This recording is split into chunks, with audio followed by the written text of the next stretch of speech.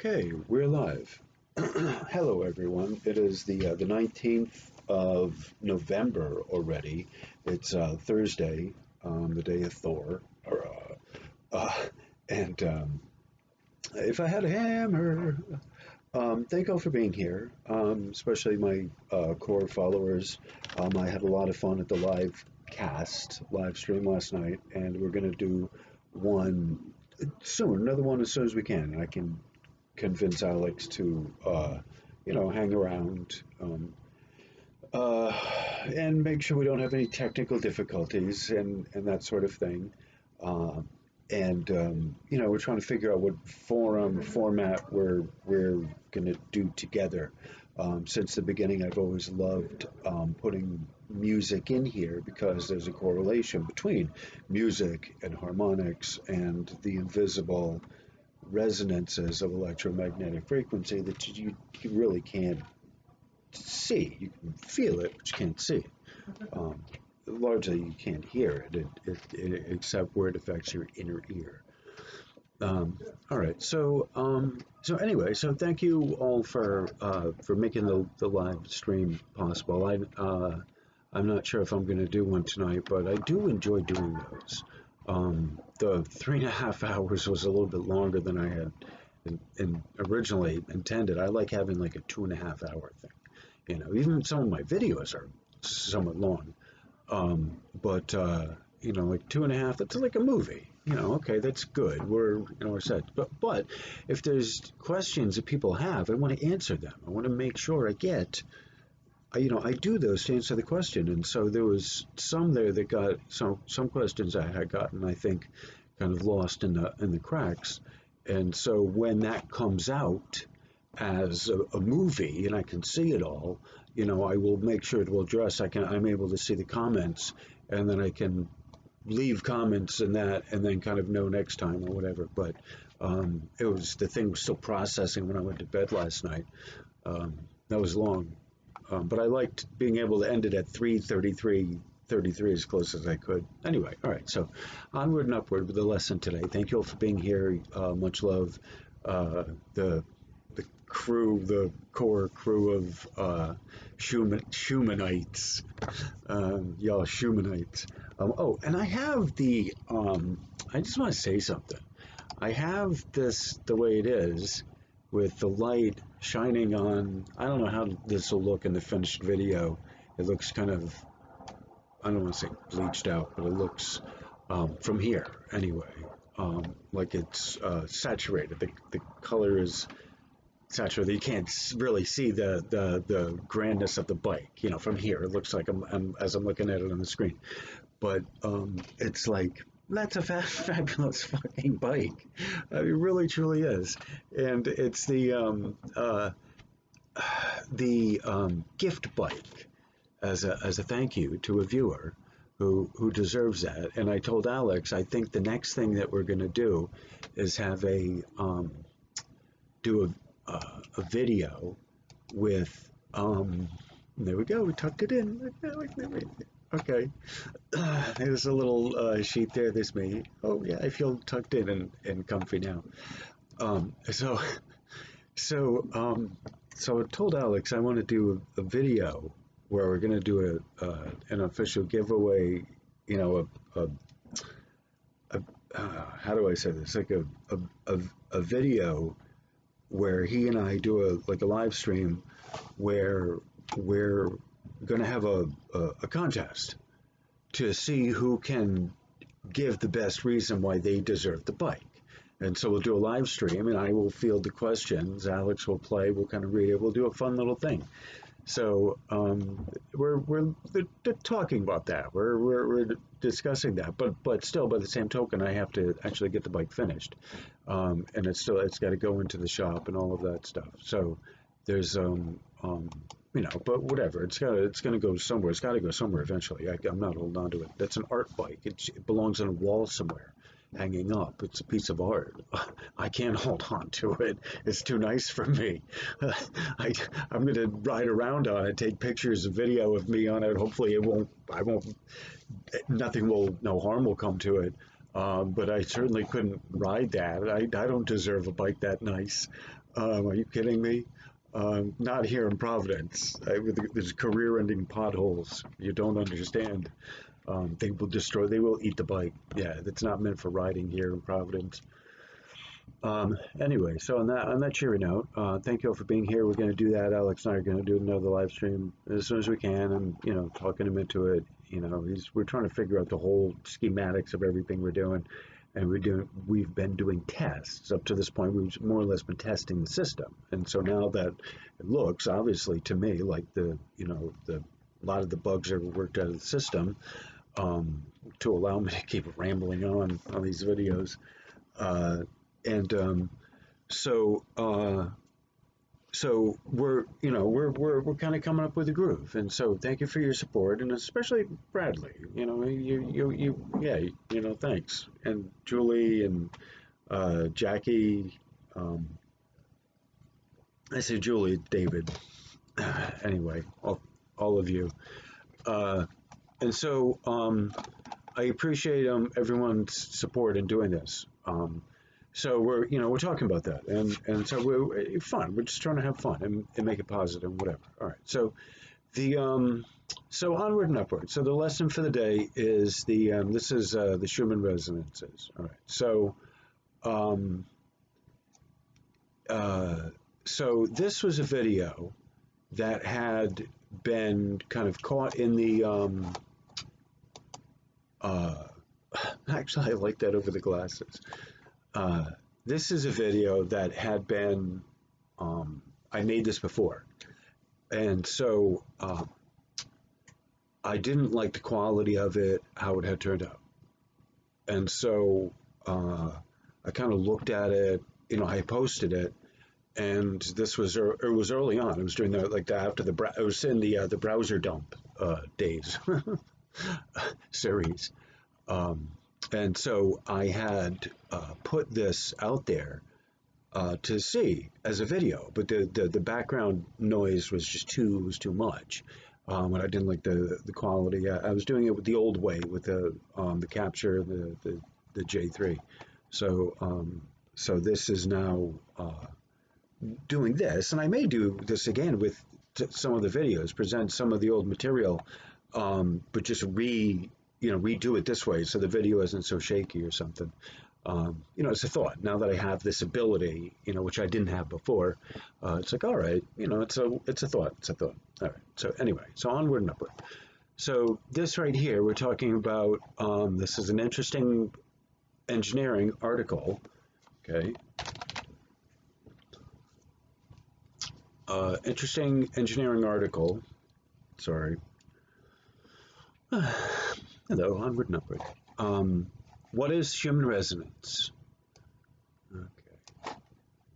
The Earth's magnetic field has a set of resonance frequencies that scientists, this is a mouthful, that scientists theorize could have an effect on human behavior.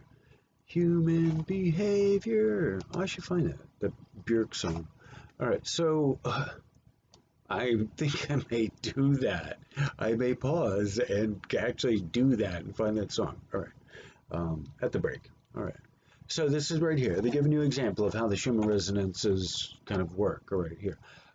This is more or less a kind of schematic of how they work. There's a video that accompanies this as well that isn't included here.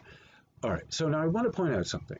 It looks like from here. All right, first off, this shows as like a perfect circle, and it's not quite because it's always sort of moving and it's getting squished. And Wages World has shown videos of that bow front there kind of moving and jiggling, and moving about. All right, so on the day side, when it's getting hit and whacked, the Schumann resonances are not coming out. Resonance is not coming out on the side here. It's getting blown back there. All right, I just want to make sure that that's getting mentioned. It's kind of like in some ways, it's like a pump. Okay, and so that's what kind of circulates these around is this sort of pumping action. And on the night side, it gets released. That's proper here to have it released on the night side, but it's not getting released on the day side here. All right, so that's just a point of I don't know, clarity. I'm hoping. All right, so, but that's generally speaking the Schumann resonances that it's lightning discharge, and it travels around the world. And in addition to these other electromagnetic waves that travel around the world as well, it's a thing, like, all right, there's a lot of electromagnetics in the environment. So, the Earth has been the focus of a massive amount of scientific studies over the years. From the shrinking ozone layer to the changes in our planet's magnetic field, there's plenty to keep researchers busy. One surprising area of research is in the way the Earth acts like a giant electric circuit. The atmosphere of the Earth is actually a weak conductor. If there was no source of electric charge for the atmosphere, its energy would dissipate in about 10 minutes, but it doesn't. The ionosphere is the region of the Earth's atmosphere that starts at around 50 to 100 kilometers above the surface and reaches upwards for several hundred kilometers. All right, now see, they're not giving you here sources where they're getting this information from. Okay, they're not giving you direct links. Okay, this is interesting engineering here. Okay, so I just want to give this. I'm not countering anything that's been written here. I'm just reading it as it is, but pointing out that they're not giving specific links to where they're pulling their information from. All right, so it's important to note that. All right. 7 kilometers. Related lightning may actually protect living organisms. That's related. Okay, all right. Due to moving up. There we go. Due to solar radiation, individual electrons are dislodged from otherwise neutral gas atoms in this region, creating positively charged ions. This makes the ionosphere conductive and able to trap electromagnetic waves. Okay.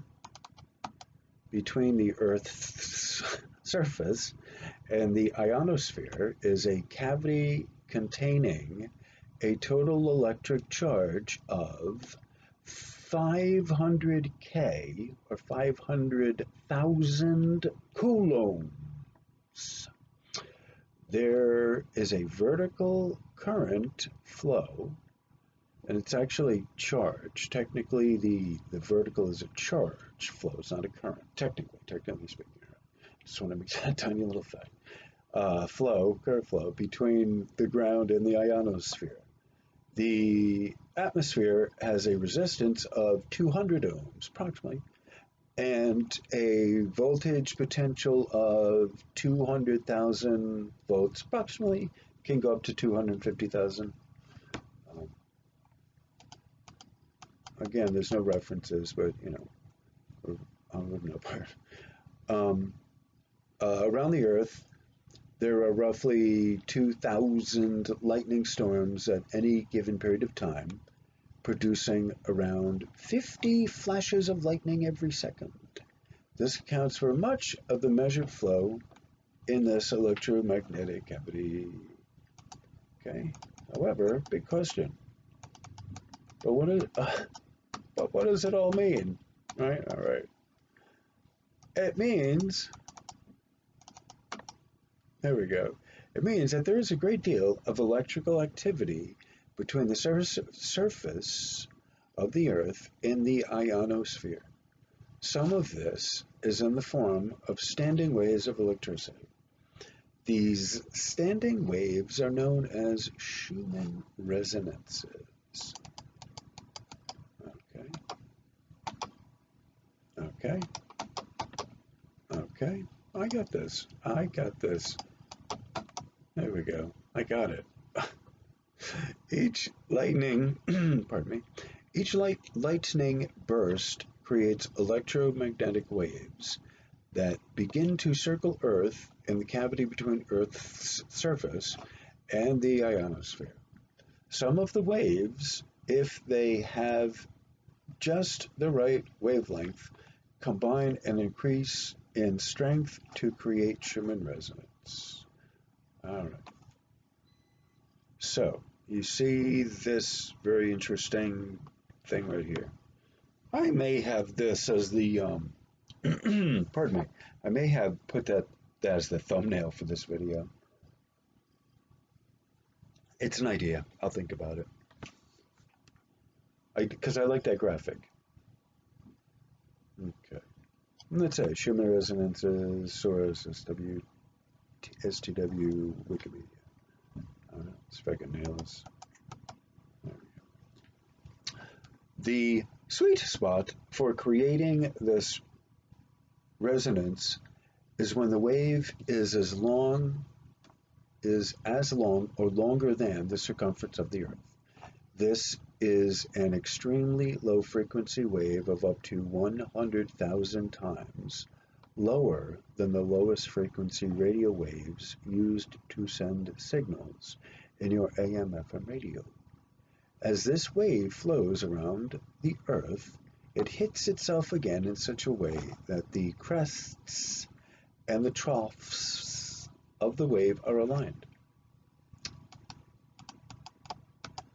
Scientists speculate that the waves are related to the electrical activity in the atmosphere. They speculate.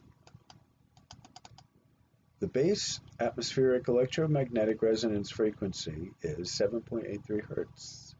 This means our ionosphere is continuously resonating with the radio frequency of 7.83 Hertz, along with progressively weaker harmonics at 14.3, approximately 20.8, approximately 27.3, approximately, and 33.8 Hertz, approximately. These are what is known as the Schumann Resonance. History, whatever, there we go. The atmosphere was first proposed as a good conductor of electricity in 1893 by George Fitzgerald.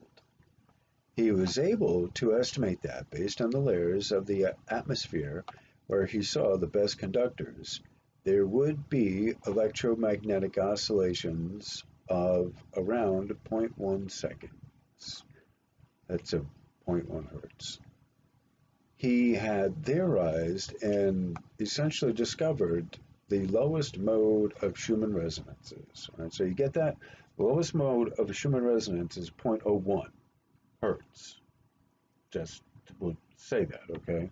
So then from there, you get the next one up is 3. It's like 3.3 or 3.5 or some shit. Yeah, it's 3.5 because half of 7.8. Oh, I'm sorry, no, half of 6.6 is 3.3. So 7.8 minus 3.3 is 4.5 actually. All right, so that's the first one, and then the next one up is 4.5, and then you have 7.8, okay? And then you have actually your next one up, next resonance would be coming in at 10, between 10 to 11, and that's the Earth's frequency. Okay. All right. So, all right, back to the text. Although it has been suggested that the resonances be renamed Schumann, Fitzgerald, and Tesla and test the waves. His findings weren't well known and received little scientific discussion at the time. Well, that's the way people are. All right, so this video here, I have already turned into another, this is the Madden Memorial. All right, so I have put this elsewhere. That's one of the reasons why I redid this whole video is because I wanted to have this as its own video. And so that I've already posted on this channel. And that's why I wanted to make sure I need to get this article done as well, because they go together. And then there's also another video that I posted as well from this as well, from the Hard Math Institute. All right, so onward and upward. All right. It wasn't until 1902 that was suggested the ionosphere existed, and Tesla knew. And in 1925, excuse me, the existence of the ionosphere was experimentally proven. Oh, good God, they finally listened. Yeah, Ben Franklin flew a kite. Oh, okay, whatever. Although mathematical tools for dealing with spherical wave guides were developed in 1918 by G.M. Watson, the theoretical aspects of global resonances were not substantially studied before Winfried Otto Schumann's work in 1952 to 1954. Okay. Schumann, working with H.L. Koenig, was the first to attempt to measure the resonant frequencies of the Earth. However, it was not until 1963 that some techniques were developed for extracting the exact resonance frequencies from background noise. What does a spike mean? Yeah. Okay, what's a spike mean? The amount of... Fucking keep messing with me. Thank you. All right, whatever. Hey, fine, either way. The amount of resonance fluctuates as the ionosphere becomes more or less dense. This depends largely on the amount of solar radiation striking it. At night, that part of the ionosphere that's in the Earth's shadow thins out. All right, you get what they're saying there? So the amount of resonance fluctuates as the atmosphere becomes more or less dense. This depends largely upon the amount of solar radiation striking it. At night, the part of the ionosphere that's in the Earth's shadow thins out. So the night side, we saw that in the Madden Memorial, they talk about that. The night side thins out. That's when you lose it. That's when you have this diurnal variation that it also is experiencing a nighttime, and when it is nighttime, that thins out. Okay, so that is why you see these here, and so this is why we have this out here.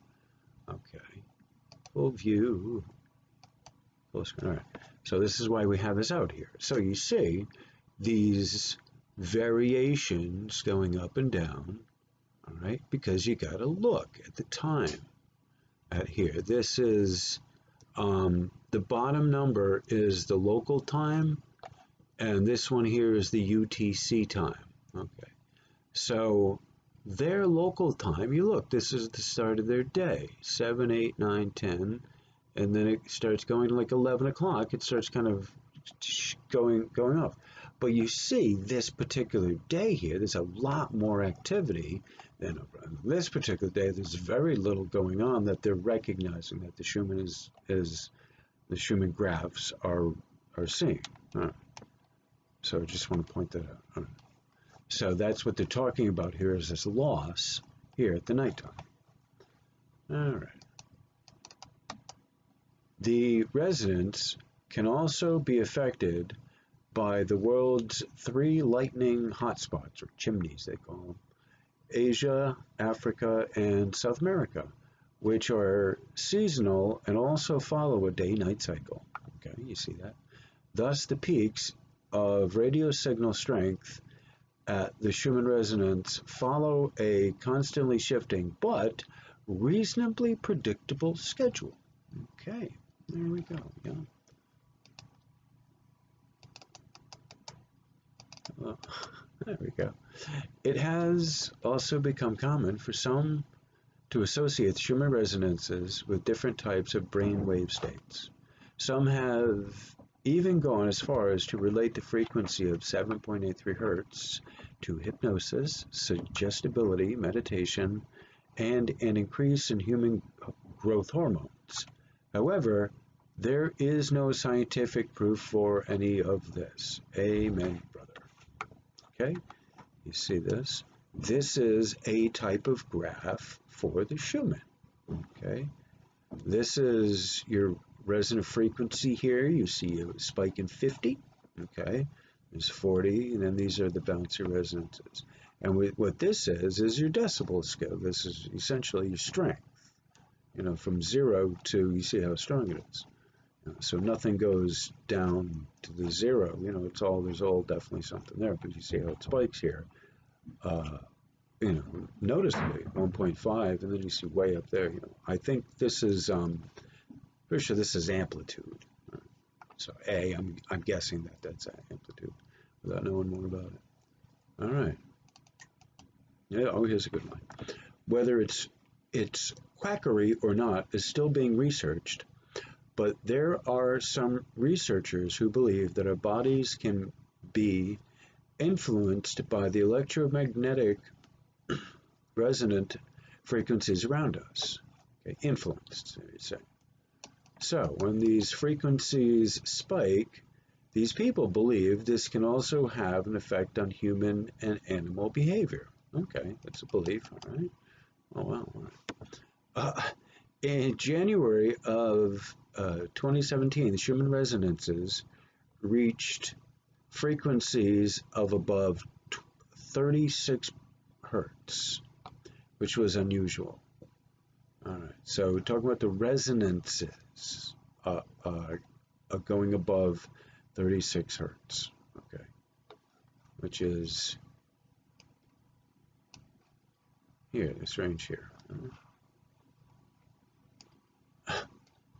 which is unusual. Historically, any rise above 15 hertz was considered large, so scientists were puzzled.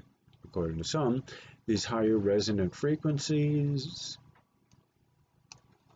on Earth are associated with more stressed nervous systems than usual. In the realm of speculative or New Age science, many believe that the Schumann resonance can be affected by and affect human consciousness. So, if there is a global increase in anxiety or tension, this will also affect the Schumann resonance. I'm going to read that again. In the realm of speculative or New Age science, many believe that the Schumann resonance can be affected by and affect human consciousness. So, if there is a global increase in anxiety or tension, this will also affect the Schumann resonance. Right, so he's saying this is a New Age belief that our psychic state has an effect on the Schumann resonance. All right, so that's what interesting engineering is saying, and I am tending to agree with that. I have made that point that there are other factors to look for affecting the Schumann resonances before you start bringing the massive cosmic consciousness thing into the equation. Right? That falls under belief of what the antenna, the Schumann resonance antenna, can pick the F-bomb up. Right? That's what we're talking about. That's what the whole discussion, right? Like, that's it. Like, I couldn't tell you nothing about nothing, but I can tell you about what the Schumann antenna will pick up. Right? So you believe what you want to believe, and I'll tell you what the facts of the machine are. Right? I don't care what you believe in the cosmic consciousness, but leave the Schumann resonance reports out of it. Don't use them to support your mumbo jumbo stuff, your hoodoo, voodoo, guru, the BS propaganda stuff. Anyway, so this video, I don't think I read this last one. There's also the belief among some New Age proponents that an increase in the resonance frequencies could affect humanity as a whole and cause a global rise in anxiety, tension, and/or passion. Wow, that sounds actually pretty good. All right, so this is the second video that I had done separately from this one. I wanted it to play because it's short, relatively short. They're both relatively short, I guess. The other one's like 8 minutes or whatever. All right, so in closing, Although these ideas can be dismissed as having no basis in science, there is still a question of how whether the Earth's electromagnetic fields can have an effect on humans. This question is still being studied by researchers. What do you think? Okay, and yeah, I'm going to toss that out to you. What do you think as well? I would like to know the comments, your comments down there on what do you think of the article, please. I gave you a little bit of what my view is from the, like the teachers, you got to present. When we talk about, I think this is important to mention, when we talk about like alternate viewpoints, that doesn't include all parameters of, anything even remotely related to Schumann, like, or in across the board there, in my humble view, an alternate view uh, includes things that I may not necessarily agree with, and part of it is because they didn't give any links to where they got their information from. Some of it I'm agreeing with, but like still by the same token, it's like, all right, you guys know some stuff, but like verify like that's part of it as well. How do I know what's what on the Schumann and on this chart? Because I have followed links and done the research on it. Just partially because I'm curious. I want to know. I had to know. I got to know. And so I didn't stop with just the first early answers. I kept digging, and it's part of what this is as well. Is that you got to consider here. They did give a lot some factually correct information, and part of this thing about being knowing how the Schumann works, the resonances and the antennas, is to know what the boundaries and the limitations are. And that's part of what this exercise is, these videos is to present you with the knowledge and the information for you to make up your own mind on what is what's what. When people start talking about, like this specifically, in my view, people say the 5D energy or 6D energy, gamma energy coming in. It sounds good, and the thing is, the energy may be coming in indeed. No question that at all, right? Nah, let's not even present that as being an issue. I am accepting 5D gamma energy coming in. The problem is the Schumann problem is the Schumann antennas do not measure that.